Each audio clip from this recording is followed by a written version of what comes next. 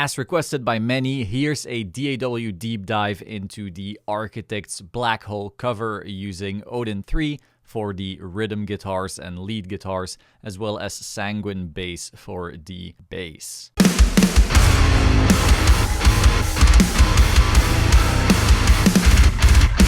As always, all the MIDI will be in a link in the description so you can dissect it, learn from it, and try to use some of the tricks I use in terms of humanization in your own tracks. So breaking things down, again, we are just showing off the big stems all bounced together so you can focus on the overall balance as well as the humanization of the MIDI rather than the nitty-gritty of the mix. So one big Odin rhythm track. Odin right here is on bridge def, which as far as pickup pattern sounds a bit more low mid forward. If you want Odin to sound a little more modern, maybe you want to go to bridge modern, but for this particular mix, I'm pretty sure we were on def. And I think everything else is default. Oh, playing position is on 3. The default might be 2, so double check that on your end. And then for the tuning, it's on 8 string F sharp standard. Some people ask us what this tuning is really about. In general, you don't really need to touch this because you can always change where things are played manually with key switches. You have access to the entire neck, but if you want to just quickly check out how a riff might sound in different tunings, like on different strings,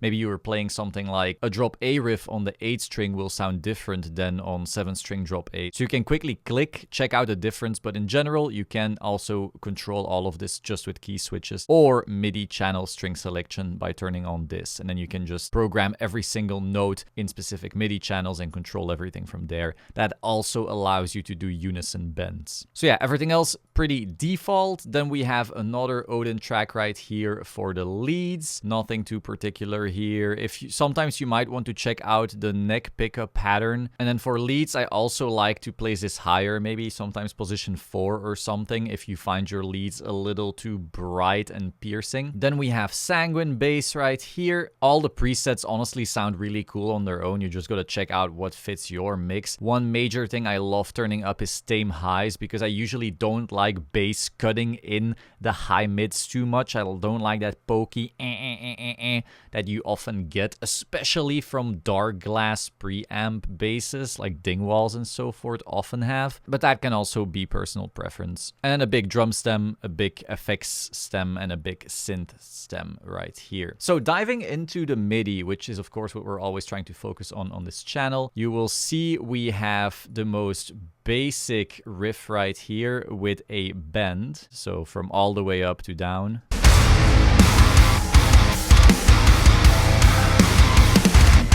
And the first thing I want you to pay attention to is this noise right here. If you check out our MIDI realism tutorial, you will hear me say over and over, silence is your enemy. And that's because whenever you're trying to mute a guitar very quickly, on a MIDI guitar, that will often be just complete silence. But on a real guitar, you don't have real silence. There is no such thing as real silence. Your left hand messes up, your right hand messes up. Something on the guitar is still ringing or moving. And so when you create abrupt silence in MIDI, it's usually going to sound robotic because that's what a synth is usually going to do. A real guitar won't. So when I solo these guitars, even though right here, you're not playing a real note, you're not technically playing real silence, you're still going to hear a bunch of noise that I put in manually.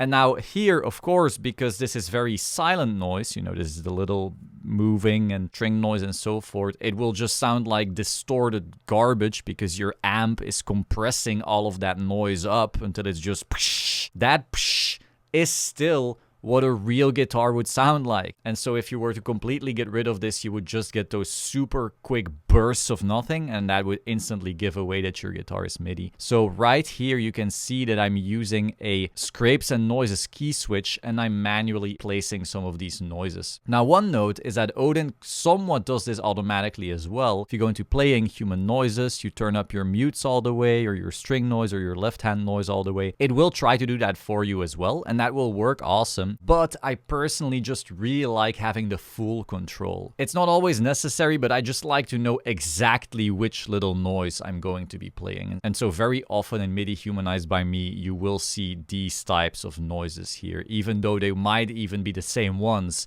as the engine would have played by itself. I just don't trust computers that much. So then on the second part of the riff, you then see just chords going ba-na. I like to make my higher notes in my chords a little weaker so that the lowest note rings the strongest. Then we have 3 more regular notes, we have another silence, and then we have these shotgun chugs right here.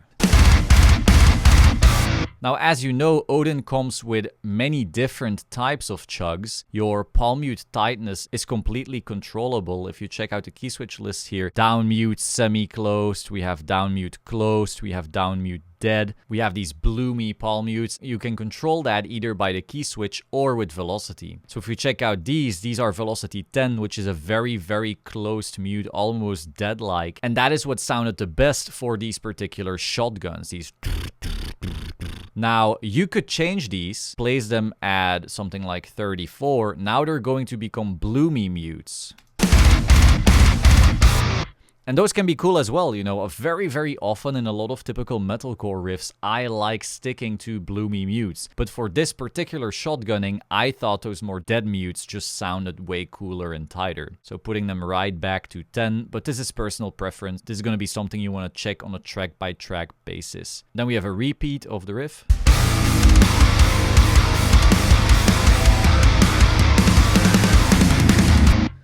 Now this is interesting. Right here we are using the new tremolo picking key switch. So as you know, a lot of customers on the first versions of Odin were asking for changes to our tremolo picking key switch. And so here we're using the brand new one. It's not going to automatically change one long note into many little notes, because then you can't control whether you want to play 16ths or 30 seconds. But it's just going to make those very quick notes in succession sound more realistic. So it's not as much of a shotgun effect. It's just a really quick riff. Now then we have some slower chugging, and as you can see right here, those slower chugs are actually being played as bloomy mutes here at 33.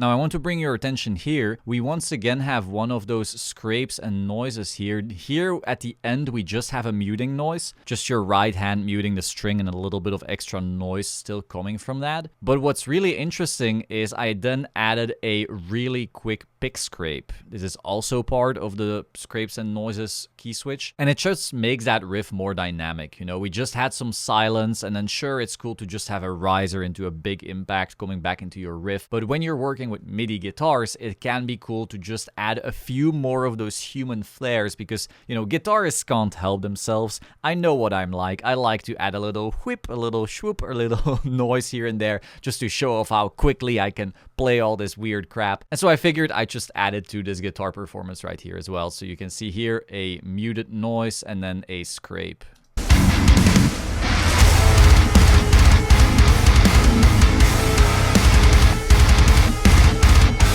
Now for this riff, once again, we are employing different types of mutes, and it's very important to get into that habit. Sometimes a certain mute will just sound better in context. So here we have these very closed mutes again. Then we get slightly less close at 15. And then we get those bloomy mutes back at 32. And it just makes that riff sound very, very interesting.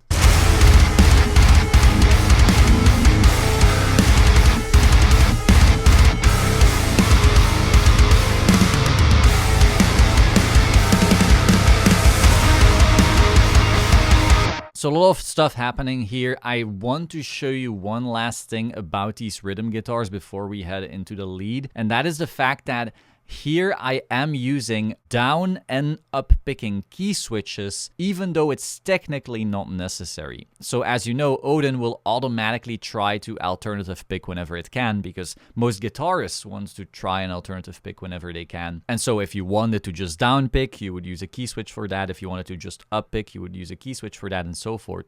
But because you can't necessarily control how many times the engine has gone down and up and down and up. It's possible that at certain points in the riff, it is playing up when you want it to be down and down when you want it to be up.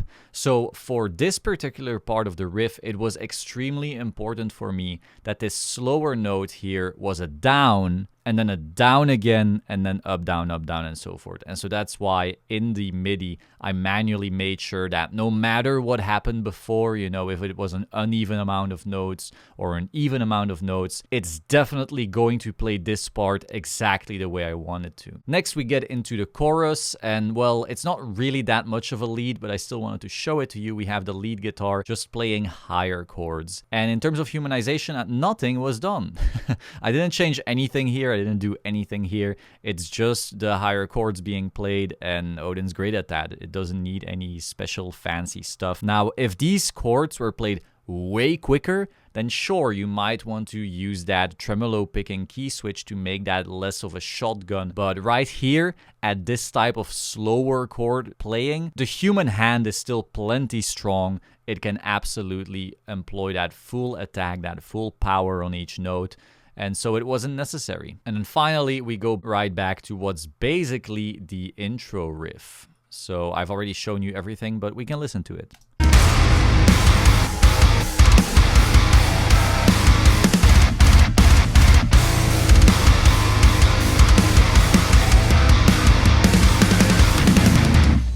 Awesome. So then for the bass right here, I've already shown you the sanguine settings in particular, but if we check out the MIDI, nothing special is going on. For the metalcore style riffs in general, I don't find bass needs humanization. It's more so just trying to support the guitars in the low end. At no point is it trying to do something weird that will take so much attention that you require, you know, to humanize it or anything like that. You can, of course, like we can go into the key switches, we can start using these articulations and so forth, but it's just not that necessary right now. These are just blasting at max velocity. They're going to be compressed to hell and back anyway, just so they stay in place. And it's totally fine and dandy, you know, you're mixing it in relatively low compared to the guitars and so forth. So that is all. That is the session. Once again, the MIDI and the backing track will be for download in the description, so you can check it out, and happy producing.